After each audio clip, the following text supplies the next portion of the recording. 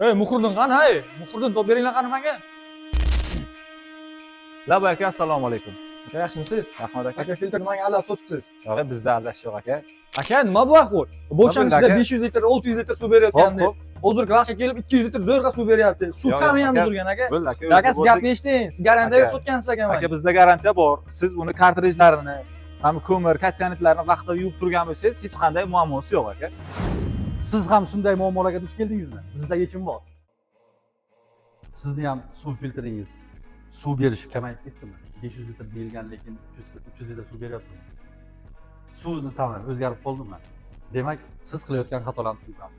Kvartsiy pisok, aktiviriy ugl, katanitlarni, boshqalarni o'zini o'zi chayish funksiyasi bilan har 10 kunda chayib turish kerak.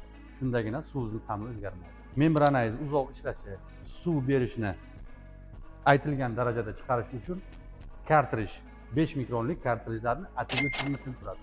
Har 15 kunda 2 marta almashtirib turish kerak. Shunday qilsangiz, sizda bunday muammolar bo'lmaydi.